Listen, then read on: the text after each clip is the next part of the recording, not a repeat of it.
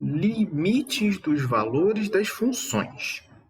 Bom, seja f definida no intervalo aberto em torno de um dado valor de x, que a gente vai chamar de x0, exceto talvez no x0, se f fica arbitrariamente próxima de L, tão próximo quanto a gente quer, para todos os valores de x suficientemente próximos de x0, a gente vai dizer que f tem limite L quando x tende para x0, e a gente vai escrever dessa forma aqui. Dessa forma, a gente fala limite da f de x quando x tende para o x0 é igual a L. O que a gente está fazendo aqui? A gente está se aproximando desse valor de x, do x0, sem nunca chegar nele, mas a gente está chegando próximo dele. E quando a gente chega próximo dele, a função ela pode também chegar próxima de alguma coisa. Ou seja, eu estou me aproximando de um valor, e conforme eu vou me aproximando desse valor e colocando dentro da função, o valor da função está se aproximando desse L. Então, aí a gente vai dizer que essa função tem um limite quando x tende para x0.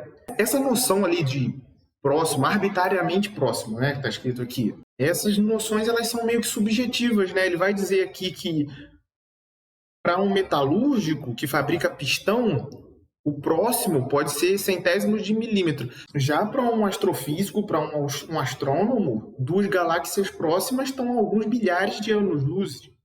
Então, a noção de próximo ela é subjetiva. Mas aqui, para nós, aqui, o próximo é chegar muito pertinho de um número, considerando ali um intervalo de números reais. Aí agora a gente vai dar uma olhada nessa função aqui, ó. Como a função f de x igual a x ao quadrado menos 1 sobre x menos 1 se comporta próximo de x igual a 1? Já anotem aqui, ó, que o domínio da função não inclui x igual a 1, né? Porque se eu colocar o x igual a 1, eu fico com 1 menos 1, que dá 0 aqui embaixo. A gente já conversou sobre isso em outros vídeos. Não posso. Então, a função não está definida para x igual a 1. Mas eu não estou trabalhando com x igual a 1. Eu estou trabalhando próximo de x igual a 1. Vamos ver nessa tabelinha aqui o que acontece. Aqui eu estou com alguns valores que estão se aproximando do x igual a 1 pela direita e pela esquerda, ó. Esse 0,9, ele está à esquerda do 1, né? Ó, se a gente pensar que o 1 está aqui, o 0,9 vai estar por aqui assim. E quando eu colocar o 0,9 na função, eu vou ter 1,9 como resposta. Quando eu botar o 0,99, que é um número mais perto de 1 do que o 0,9, a minha função vai me devolver 1,99. Quando eu botar 0,999, eu estou chegando cada vez mais próximo do 1, a minha função vai me retornar 1,999. Quando eu colocar esse daqui cheio de 9, eu vou ter a função me retornando 1,9999. Estou chegando muito perto do 2. Essa aproximação que eu fiz foi pelo lado de cá, ó. O 1 está aqui no x, né, no eixo x, e eu estou chegando por aqui, ó, com esses caras, 0,9, 0,99, 0,999. Quanto mais 9 eu vou colocando, mais próximo eu vou chegando. Já esses aqui, ó, 1.1, 1.01, eu estou me aproximando pelo lado de cá. Eu estou à direita agora.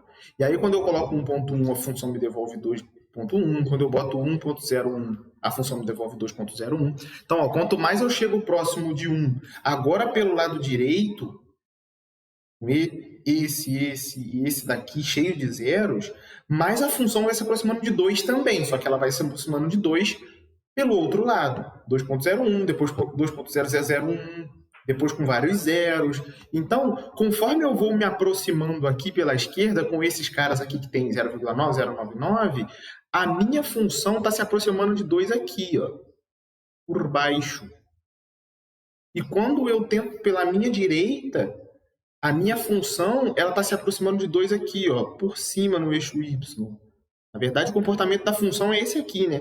Essa bolinha aqui está aberta, eu já falei isso para vocês, a bolinha está aberta porque não inclui. Não inclui porque a gente sabe que o domínio da função não inclui x igual a 1. Mas quando eu estou caminhando por aqui, a função está indo tranquila até ali. Ela só não vai chegar porque ela não pode chegar, porque não está definido. Mas ela está indo numa boa aqui, ó, para 2. Então, se ela está indo para 2, eu posso escrever que o limite dessa função aqui, quando x tender para 1, ele é igual a 2. Então, vamos escrever isso aqui, ó. Nós escrevemos limite da função, então a nossa função ela é x² menos 1 sobre x menos 1. Quando x tende para 1, ele é igual a 2. Então, notem que o limite ele existe, ele é igual a 2, mesmo que a função não esteja definida para 1. Beleza, ela não está definida para 1, mas eu também não quero saber do 1. Eu só quero saber o que está acontecendo pertinho dele.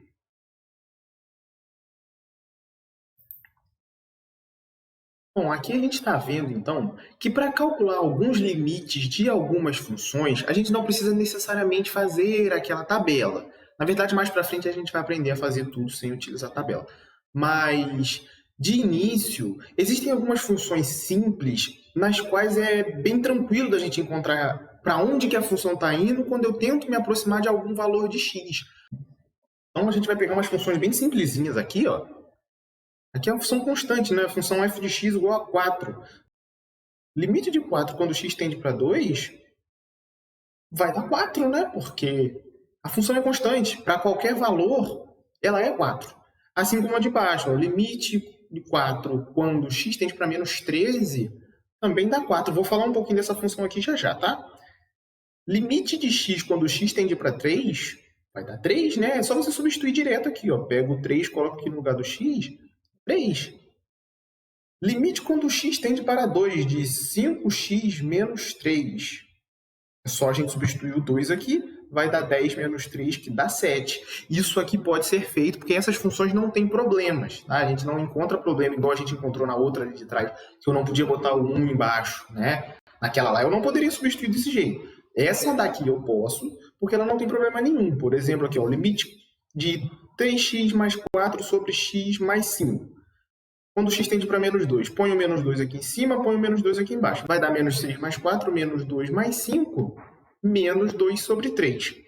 E isso aqui é um limite por substituição direta. A gente faz uma substituição direta, porque a gente não encontra nenhum problema na hora de fazer essa substituição. Vamos dar uma olhadinha aqui embaixo?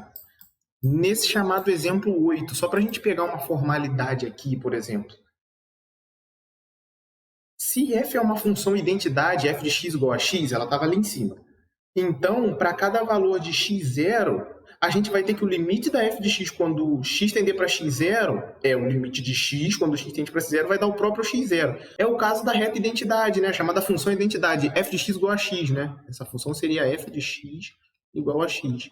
Então, toda vez que você tiver com um valor aqui, tipo f de 3, 3, f de 4, 4, f de 8, 8, sempre que você tiver na função identidade, o limite da função identidade é sempre o mesmo valor para o qual você está tendendo x, porque a função é o próprio x. O gráfico dela está posto aqui do lado de cá. Já no caso da função constante, f de x igual a k, a gente vai ter o limite da f de x quando x tende para o x0, sendo o limite de k quando x tende para x0. E vai dar sempre o k. Era o caso do 4 que estava ali em cima, né? Ela está aqui, ó. O limite de 4 quando x tende para menos 7 é o mesmo quando x tende para 2, que é o mesmo para quando x tende para qualquer número. Vai sempre dar 4. Então, quando a função constante for f de x igual a k, o limite sempre dá k. Ó. É só pensar aqui, né? A gente se aproxima do x0 por aqui, a gente se aproxima do x0 pelo outro lado, a função está sempre na mesma altura, ela está sempre no valor k. Então, o limite vai ser sempre igual a k quando a função for constante. Igual a k. Mas existem algumas funções em que o limite não existe. Então, vamos dar uma olhada em 3 probleminhas aqui. Ó.